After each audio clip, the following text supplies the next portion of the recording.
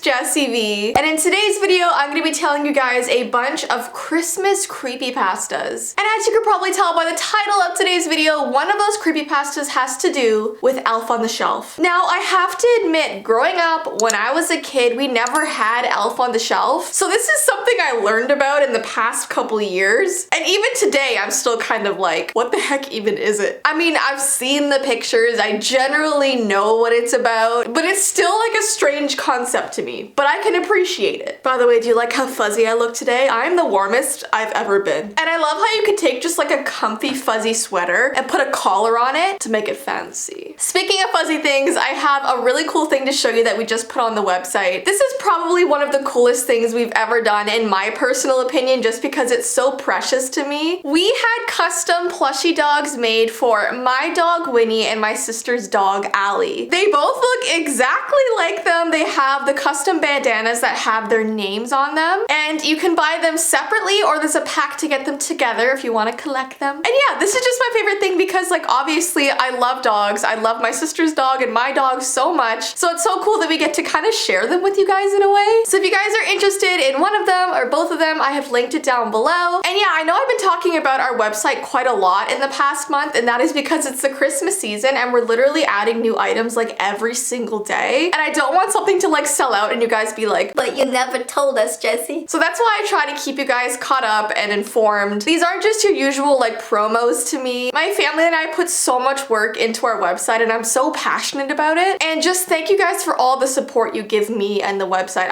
You guys blow me away. All right, so let's get into these very creepy creepypastas. I honestly didn't know that this many Christmas creepypastas existed, but they do. And the first one is called Carol Singers. And before we get started, please comment down below if you've ever been caroling before. I've definitely sung Christmas carols, but I've never like gone out in the snow with like a caroling book in front of people's houses. Please comment if you've done that before. So this story is about a boy who did not grow up with a lot of money. And that's because his father and grandfather never did an honest day of work in their lives. They were just extremely lazy people and often asked people for money instead of working for it. Every Christmas, they would gather a group of their friends and go from door to door singing Christmas carols and begging for money. And I guess in a way, sometimes that would be fine as long as they're collecting the money and putting it to something good. But afterwards, they would all go down to the pub and spend it all. Like I said, instead of saving it or using it on important things like the little boy, like on food or clothes, they would just instantly blow it on things they didn't need. On one particular Christmas Eve, the father and grandfather decided to take the boy with them to go caroling. They thought that having a little boy with them would make people feel more sorry for them and maybe they could get more money out of it. The night was very dark and the snow was falling and it was absolutely freezing. They were all trudging through the snow when the grandfather brought them to the outside of a big mansion decorated with Christmas lights. He said that usually the bigger the house, the more money they probably would get. The grandfather knocked on the huge front door and they began to play some old Christmas carols. The door of the house suddenly swung open, and in the dim light they saw a woman standing there. She was holding a tray of glasses in her hands, and with a smile she picked one of them up, inviting one of the men to drink from it. The boy's grandfather rubbed his hands together in glee and took the glass from this woman. Just then the boy looked up in the window above and he saw a face peering out of the shadows. Now this face was apparently hideous beyond words, and when he looked back at the woman in the doorway, her face was suddenly hideous as well. Now before the boy could stop his grandfather put the glass to his lips and knocked down the liquid with only one gulp. "Oh dear," said the woman in a childish voice. "You've drank blood, sir." With that, the door slammed shut and the boy's grandfather stumbled backwards and fell into the snow. The glass shattered on the ground, and the boy didn't remember much after that. All he recalls is waking up in the light of dawn and finding himself lying in the snow. The woman had disappeared, and the house was boarded up and abandoned. All that was left was this dark red stain in the snow where the glass had been. And his grandfather was purple and frozen in the snow. They called the police and they picked up the grandfather's body and brought it back to the mortuary. The boy's father was trying to tell the police what had happened, but obviously no one believed them. They said the house had been vacant for over 100 years. And that's how the story ends, so I guess it's sort of karma for this father and grandfather for going out and basically stealing people's money, pretending they were using it for something good when when they weren't. And I just feel really bad for this poor boy. Okay, so let's move on to the elf on the shelf story. This is basically about what happens to your elf on the shelf at 3 a.m. There's a creepy story about a little girl who lived with her grandmother and they had an elf on the shelf. It usually sat somewhere in their living room during the day. Now, in case you watching did not know, because I didn't know most of this, Elf on the Shelf is a Christmas tradition where a special scout is sent to your home from the North Pole to encourage kids to behave themselves. The idea is that Santa's little helper watches the children by day, and each night it's supposed to return to the North Pole to report on whether the girl or boy has been good or bad. Well, one day this little girl went up to her grandmother and said, "The elf on the shelf hasn't been going to the North Pole at night. He comes into my bedroom and scares me." Now, obviously the grandmother was really confused when she heard this, and she tried to make the girl feel better by telling her she must have just been having nightmares. But the girl said, "No, he comes into my room at night and bites my arm." And she actually showed her grandmother her arm, and there were actual marks on it. It looked like a creature had bit her. And that was the strangest thing. You would imagine if the Elf on the Shelf doll was actually biting her, it would be these little tiny little marks on her arm, because obviously the Elf on the Shelf is a little doll. But the marks were almost as big as a human's bite. And the teeth shape was so weird, it almost looked like it could have been from a wolf or something. So that night, the grandmother decided to sleep in the girl's bed, and the girl slept in the grandma's bed. She basically wanted to see what really happened at night. She was woken up around 3 a.m. to the bedroom door slowly creaking open, and she saw the little shadow of the Elf on the Shelf peering into her room. But as it walked into her room, it slowly got larger and larger, and by the time it got to the end of the bed, it looked almost 7 feet tall, still dressed in the same way with the hat atop its head, except that as it smiled, she saw its giant pointed teeth glistening in the moonlight. And that's how the story ends. I know it's sort of said to be a true story instead of a creepypasta, but guys, this cannot be real. This is not real. If you have an Elf on the Shelf at your home, I can promise you it's not gonna do this. I don't want to get like emails from angry parents like, "How dare you tell my son that his Elf on the Shelf is a monster?" Let it be known here today that Jessii Vee does not think that Elf on the Shelves are bad. I don't want to ruin Christmas for anybody. You guys know it's just fun, like telling these little scary stories just to spook ya, but most of them ain't true. Alright, and the last story is called Purple Fingernails. There was once a little girl who had a very large collection of dolls, and one particular Christmas she saw this doll sitting in a store window and she really wanted it. It had this long flowing blonde hair and a blue dress, but what she loved most about this doll is that it had these long bright purple fingernails. When Christmas morning came, she was delighted to find the doll with purple fingernails lying under her Christmas tree. She played with this doll all day long, and when it was time for bed, she put the doll on her nightstand. That night, the little girl was awakened by very strange noises. It was still dark outside, and she looked over to see her doll, and it was nowhere to be found. The girl, who was puzzled now, got out of bed and walked into the hallway. The door to her parents' room was ajar, and she pushed it open softly and looked in. Her parents appeared to be sleeping soundly, so she went back to bed. In the morning, when she woke up, she saw that the doll was sitting back beside her bed. So she assumed that the night before she must have just been having like a weird dream or a nightmare. But when she went back into her parents' room that morning, she did not find them alive. She thought they were sleeping, but oh no. And all over the walls of the room and all over the bed, there were these long scratch marks. And sticking out of a bunch of the scratch marks were purple fingernails. And that's how the story ends. So this girl obviously got a creepy, possessed, evil doll for Christmas. So if you see a doll with purple fingernails, stay away. Anyways, guys, that is the end of today's video. If you want me to talk about any more Christmas creepypastas, comment the ones you want me to cover down below. We still have many more days before Christmas. But yeah, don't forget, if you would like the awesome custom dog plushies, I have linked them down below. And if you would like to win this backdrop behind me, all you have to do is be subscribed to this channel, turn on a notification bell, and then follow my normal Instagram. It's called Jessii Vee. And yeah, I'll be announcing the winner very soon, but I hope you guys have an awesome rest of your day, and I will see you in my next video.